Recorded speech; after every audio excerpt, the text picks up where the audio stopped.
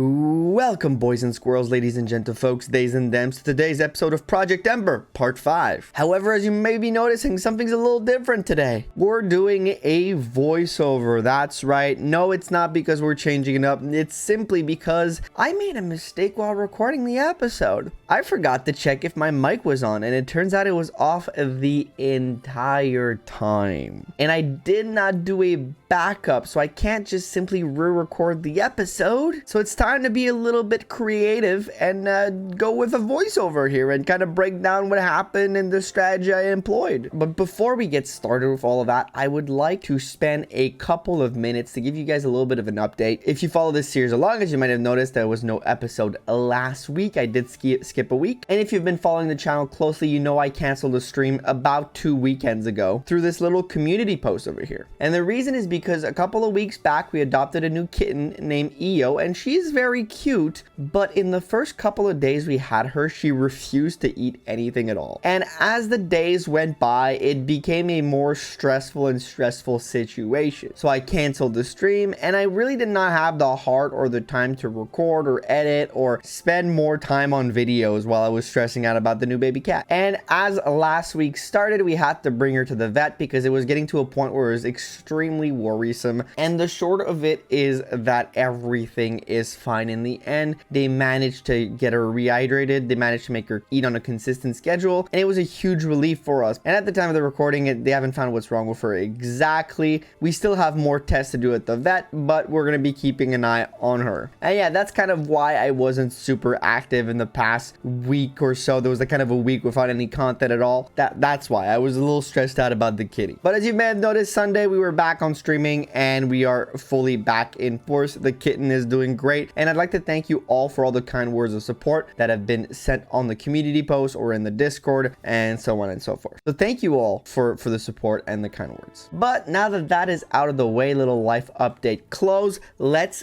get into the chapter. And luckily, story-wise, we don't miss out on too much here, because this chapter kind of just feels like a filler chapter. The skinny of it is that we're simply saving the villagers from the bandits that have taken over the region because of Lisha being embroiled in war. And at the end of the chapter, we'll meet Saul from the Church of Elemi, and he's going to decide to join us, but he'll join us only next chapter. So that means we have no character recruitment on this map, and we simply get introduced to a new character that we'll get next time around. So let's start talking about the map itself. It's composed of a ton of axe users, followed by a good amount of sword users closer to the castle side. So there are going to be two routes we're going to be able to take, the one from above and the bottom section. The bottom section is where our army spawns directly. There's only 2 calves right in front of the gate, so we'll only need a small force to take care of it. Of course, we could send all our units through that middle path and just kind of rush the castle itself, but there's a lot of good experience on the top side and a village I'd like to get, so we're going to be splitting our troops in two. The small force we'll keep to assault the gate will be composed of Boars, Wade, Alot, and Ellen. So only a couple of characters that wouldn't necessarily fare well up top with all the axe users and the couple of sword users, and slowly we'll have them station themselves near the gate, and that gate automatically opens once you reach the square right beside it. So we'll stay just a little bit off, but we'll keep them there to kind of do a 2-pronged assault once our top troop has taken care of all the enemies. And of course, up top, we'll send the rest of the crew. And that part's going to be probably a little bit harder due to there being a ton of units coming at us. But what we'll do is we'll set up both our cavaliers, so Lance and Allen, right on those 2 forts to slowly take in all the units and weaken them for other people to make short work of them. Or as you're probably seeing right now, to just have Allen one-turn everything.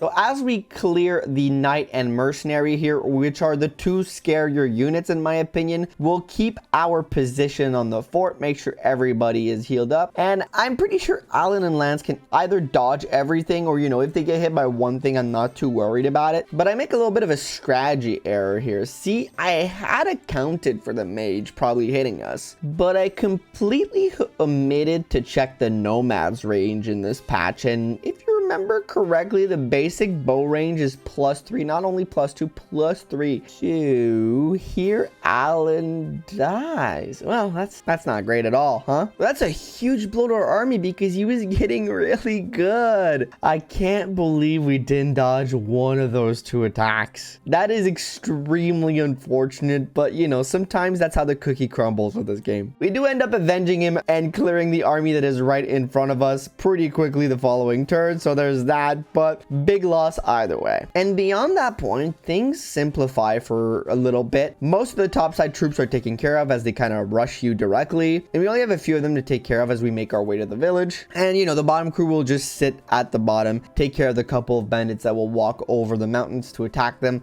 but nothing really scary there. So we will grab the village here, which has Gant's Lance, which is normally sort of a hybrid between iron and steel lance, but in Project Ember they increased both the might and the hit rate, but it also added a passive of +3 strength when yielding it, which is a very nice bonus, making it a little bit more of a unique weapon in its own right, you know. So I'll skip ahead a little bit more as not much happens. Again, it's just clearing the couple of units and it's not that tough. But once we pass a certain threshold, axe fighters and bandits will start spawning from the 2 forts in each corner of the map, forcing me to divert at least 1 unit to take care of at least one of the fort before it becomes a problem. And in this case, upside, I'll send Roy, as he'll be able to box him in on the fort and, you know, easily take care of him, as Roy is a pretty good matchups into axe fighters. And we'll clear the Nomad right here, try to give some XP to Shanna, as she hasn't been doing much this map. But, you know, my thought process was, let's try to make it easy on us, and then, you know, if we have any stragglers, we'll give them to the units that may not have easy matchup into this map. And Shanna really doesn't here, except for the few mercenaries. She really does not thrive with all the bows that are on this map and all the axes. So we clear that one up, and I feel pretty good about my position. I think on next turn I'll be ready to attack forward. So knowing that I'm pretty well set up, what I'll do here is I'll open the gate at the bottom. We'll move boars forward, and that's when the game fucks me. For a lack of better word, we have a very neat ambush spawn here. And as you can see by my reaction, I'm not